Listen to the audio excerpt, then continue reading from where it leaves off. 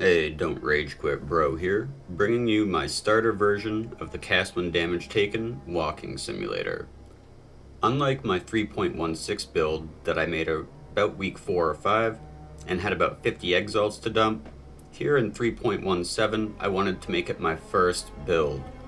If you didn't catch those videos from last league, they are good to see the progression of the build, and I'll be aiming towards the gear I had in the final form video most likely. I'll put links to those videos into my current POB in the description below. Now, as the DPS is very difficult to calculate, I only use POB to share my passive tree, gym links, and gear, and nothing to do with the calculations portion. Additionally, I'll put some trade searches for some items down there in the description as well. Let me focus your attention for a moment to the most important part. Yes, that's right, this build is elite. Now on to the rest of the build and how I got started. I leveled up as a self-cast arc, spending very minimal currency to upgrade it. I spent about 15 chaos in total and saved everything else. I found a pretty strong strategy for farming currency with little investment using the Arch Nemesis mechanic, and that is with the chaos recipe.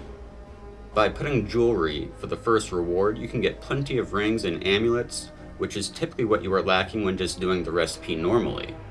This got me enough to get rolling on the build.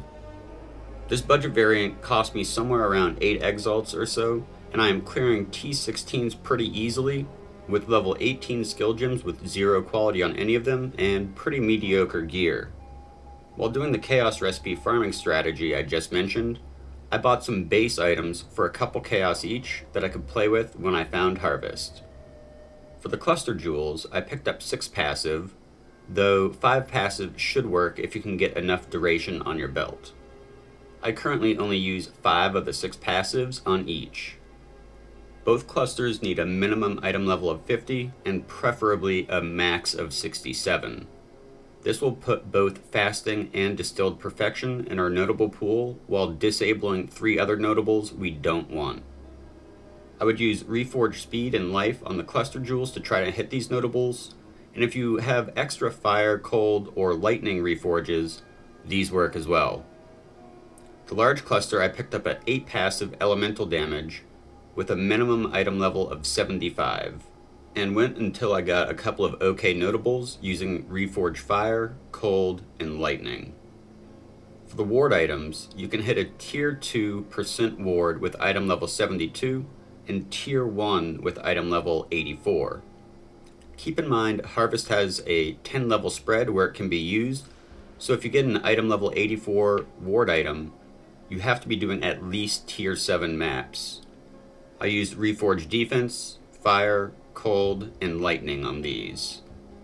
I prioritized ward rolls above all else, and my first boots didn't even have move speed, unfortunately. But this was the first ward item I started working on once I got the minimum build rolling. Because my starter variant is not using Forbidden Rite, our minimum ward needed is much less, as we only need 840 minimum, though the more you can get, the better off you'll be. The most important piece of this build is having 100% uptime on Olros.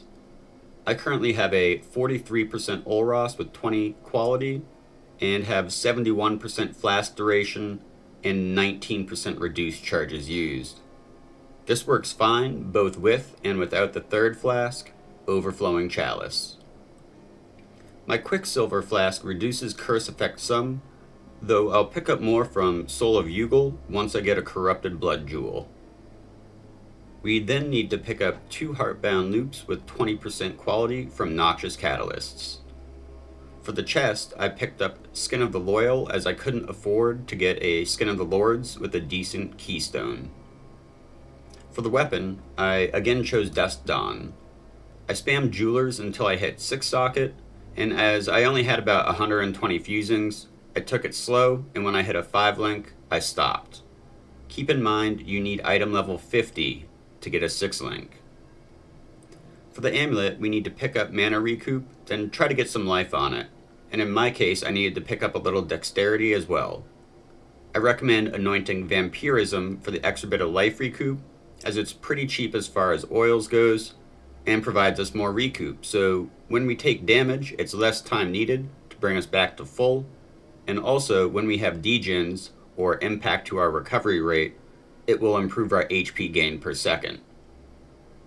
For the belt, I wanted both reduced charges used and increased flask duration with an open suffix so I could benchcraft CDR.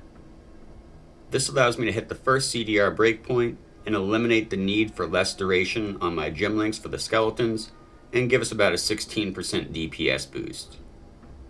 You can make it work without the CDR, though you'll be forced to use less duration and lose a gem socket in turn, and also lose damage as we cast less. This goes hand in hand with the 2 dust jewels setup. With the first CDR breakpoint and no less duration, we need 59% total reduced duration. With no CDR, it's a 20/20 regular less duration and 57% on the 2 dust jewels. This is going to be slightly cheaper, though as I'm already cutting a bunch of corners, I didn't want to make this sacrifice personally. If you do use the less duration method, you need to put Desecrate somewhere else, and you're either taking out Arcane Surge or Elemental Weakness in our 4-link cast when damage taken setup, or losing 2 sockets and making another cast when damage taken setup in our other remaining 4-socket item. I'll cut to my items and corresponding gem lengths now, and this obviously isn't min-maxed or anything, but is definitely functional. The gem levels and quality are what the footage you see is using, and some of the ones that we can level up haven't even hit level 20 yet. With the chest being Skin of the Loyal, we need to drop our cast when damage taken and skill gems by 1, as the item gives us +1 to socketed gems, and if you use Skin of the Lords, it's -2 to gem levels. As we are losing mana recoup by not having it on our second ring, I added Inspiration into the setups to help offset the mana cost. Anointing Battle Rouse is an option, though you'll lose that extra life recoup, so it's up to you. And just coincidentally, I got Anomalous Inspiration while doing Heist, and it is not required.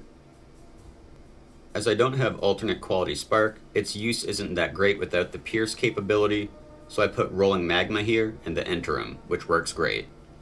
Now, as this is a budget or starter version, I'm not using the Interrogation Small Cluster Jewel as it's still pretty expensive. Because of this, we need 1 less jewel socket, and this cuts 4 passives off our required level to start. I respect at 87, though I could easily see this coming online around level 80 or so.